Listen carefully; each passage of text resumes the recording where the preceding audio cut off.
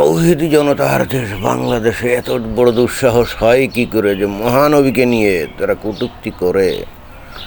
তো যাক, খবরটা যখন আমি দেখলাম আমি ভাবছিলাম যে কোনো ওই অমুসলিম ইহুদি নাসারা কাফের না, ইহুদি তো নাই, ইহুদি না তো বাংলাদেশে নাই, নাসারা মানে খ্রিস্টান অথবা ওই যে হিন্দু, এরা এরা হয়তো কেউ কটূক্তি করে থাকতে পারে। এখন কটূক্তি নিয়েও তো সমস্যা আছে, মানে কোন ধরনের বক্তব্য দিলে সেটা কটূক্তি হয় আর কোনটা দিলে কটূক্তি হয় না সেটাও তো আমরা জানি না। তারপর দেখা যাচ্ছে যে মানে দুর্ভাগ্যবশত সেই কটূক্তিকারীর নাম হলো, কথিত কটূক্তিকারী আর কি, আমিনুর। তো খবরে বলা হচ্ছে যে মহানবীকে নিয়ে কটূক্তি নবাবগঞ্জের আমিনুর কারাগারে। আচ্ছা, নবাবগঞ্জের আমিনুর কারাগারে মঙ্গলবার সকালে মহিষদিয়া এলাকার নিজ বাড়ি থেকে আমিনুরকে গ্রেপ্তার করে পুলিশ। হ্যাঁ, তা তো করতেই হবে, যেন তেন অপরাধ না তো, তাই না? মানে নবীকে নিয়ে কটূক্তি করা এটা তো ভাই মৃত্যুদণ্ডযোগ্য অপরাধ, একেবারে কল্লা ফেলে দিতে হবে। নবীর আমলে কিন্তু বিষয়টা সেরকমই ছিল। ওই এখন দেখবেন যে ওই কেউ যদি ইসলামের সমালোচনা করে বা নবীকে নিয়ে সমালোচনা করে, তখন দেখা যায় যে এইগুলা নিয়ে নানা এটা ওটা সেটা করে, শাস্তি দাবি করে, ফাঁসি চাই, অমুকের ফাঁসি চাই। আরে ভাই, ফাতরামি করে নাকি এরা ইসলামকে নিয়ে? কিসের ফাঁসি চায়? ইসলামে ফাঁসি বলে তো কোনো ওই শাস্তি নেই, ইসলামে একটাই শাস্তি, মৃত্যুদণ্ড।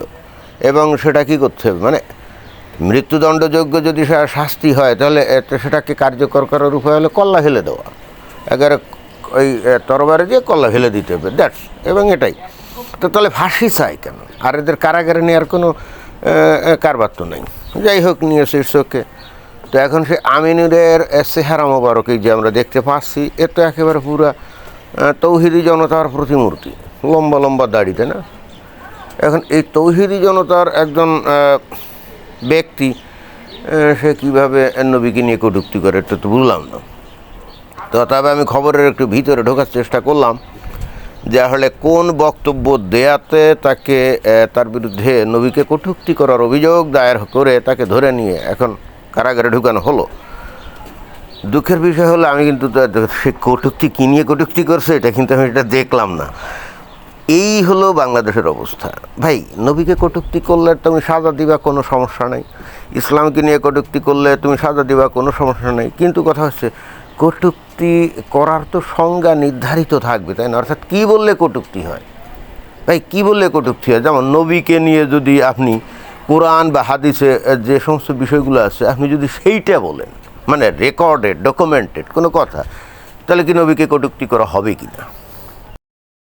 এখন যেহেতু তার বিরুদ্ধে একটা মামলা হয়ে গেছে, তো মামলায় বলা হয় ধর্মীয় অনুভূতিতে আঘাত এনে এলাকায় দাঙ্গা বাঁধাতে সোমবার রাতে মহানবীকে সাল্লাল্লাহু আলাইহি ওয়াসাল্লাম কটূক্তি করে সামাজিক যোগাযোগ মাধ্যমে একটি পোস্ট দেন আমিনুর। তো এটা এখানে এলাকায় দাঙ্গা বাঁধাবে কার সাথে? মানে নবীকে নিয়ে কটূক্তি যদি কোনো হিন্দু করতো, যদি কোনো খ্রিস্টান করতো, যদি কোনো বুদ্ধিস্ট করতো, তাহলে একটা দাঙ্গা হাঙ্গামা এখানে লেগে যেত, তাই না? কিন্তু এই যে আমিনুর, সে তো একেবারে তৌহিদি জনতার প্রতিমূর্তি। কত সুন্দর তার এই যে আমরা সহি সুন্নতি দাড়ি দেখতে পাচ্ছি, তো সে কটূক্তি করছে কীভাবে বা কটূক্তি করতে পারে কীভাবে, এটা তো আমাদের বোধগম্য না। এখানে এই যে সেই আমিনুর, তার চেহারা মোবারককে আমরা একটু এনলার্জ করে দেখি। আচ্ছা দেখেন তো, এরা দেখলে কি মনে হয় যে এ নবীকে নিয়ে কটূক্তি করতে পারে?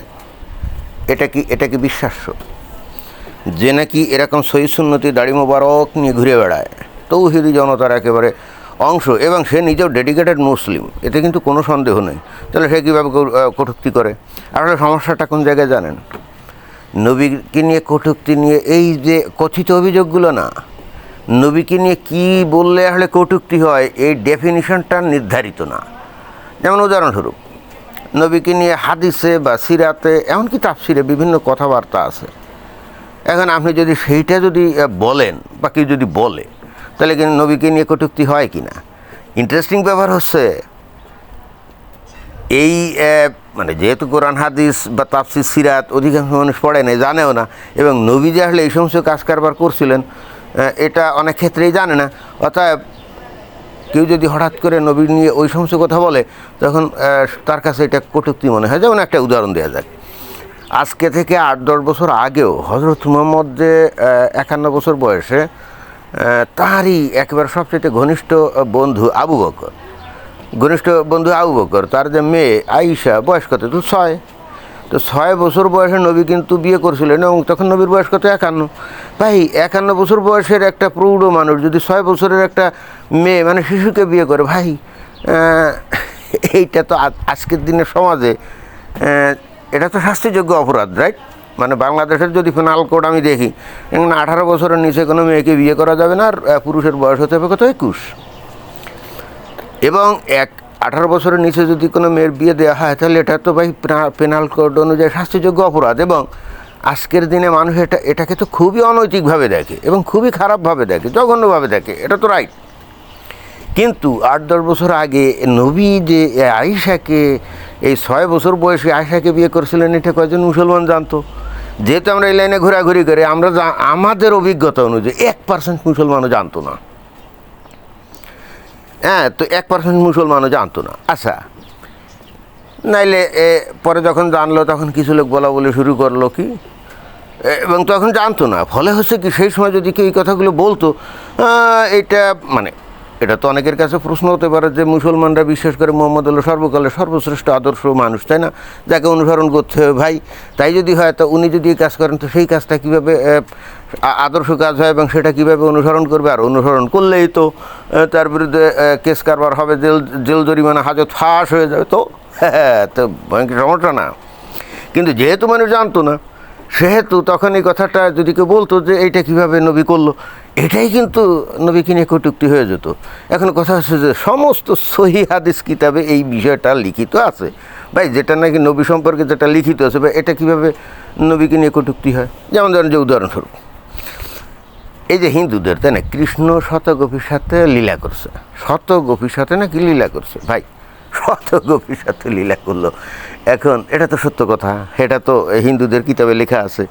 এখন যদি কোনো মুসলমান অথবা কোনো খ্রিস্টান অথবা কোনো উটকোনা আস্তিক যদি বলে এইটা আবার ভগবানের কী ধরনের অবতার যে নাকি শত শত নারীদের সাথে লীলা করে, রঙ্গ করে, ভাই এই প্রশ্ন করতেই পারে। এখন কোনো হিন্দু কি এটাকে বলবে যে সে ওই কৃষ্ণকে নিয়ে কটূক্তি করছে? না, অবশ্যই করতে পারে না, কারণ যে জিনিসটা আছে মানুষ বুঝতেছে না।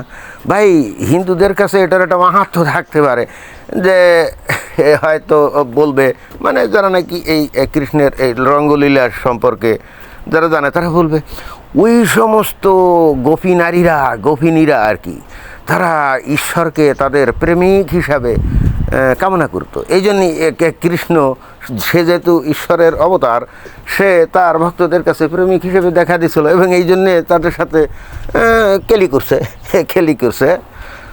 মানে এইভাবে ভাই, যখন ব্যাখ্যা একজনে একটা দিবে কোনো হিন্দু, যতক্ষণ অন্য মানুষ এই ব্যাখ্যাটা না শুনছে, ততক্ষণ তো তার কাছে এটা অশ্লীলই মনে হবে, কি তাই না? তো যাই হোক, এটা কিন্তু খুবই সমস্যা, অন্তত আমাদের বাংলাদেশের মানুষের জন্য, যে নবীকে নিয়ে কটূক্তি হয়, এ ব্যাপারে একটা সুনির্দিষ্ট ডেফিনিশন থাকতে হবে।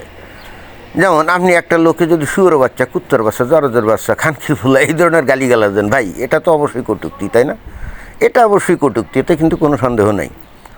কিন্তু কেউ যদি মনে করেন একজন চোর বা ডাকাত, এবং তাকে হয়তো পুলিশে ধরছে, বিচার আচার হয়ে গেছে, তার হয়তো 10 বছরের কারাদণ্ডও হয়ে গেছে, এখন কেউ যদি বলে যে ওই লোকটা তো ডাকাত, তাহলে কি ভাই তাকে নিয়ে কি কটূক্তি করা হলো?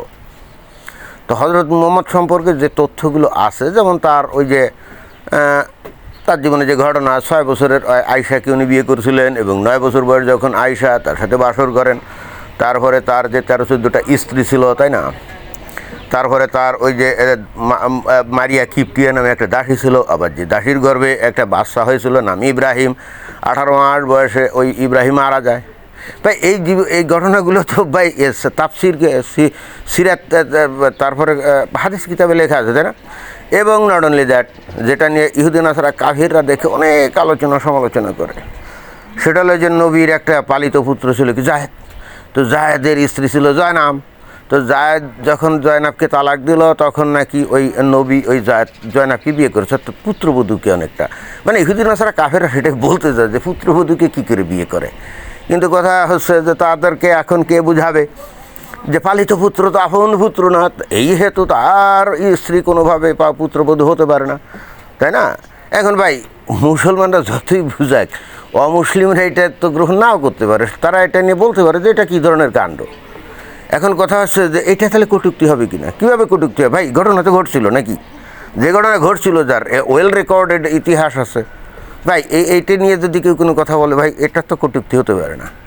তো যাই হোক, বাংলাদেশের আলেম ওলামা এবং সরকারকে অনুরোধ করব, ভাই আপনারা মানে কি করলে নবীকে নিয়ে কোন কথা বললে কটূক্তি হবে আর কোন কথা বললে কটূক্তি হবে না, এটার একটা নীতিমালা তৈরি করা উচিত।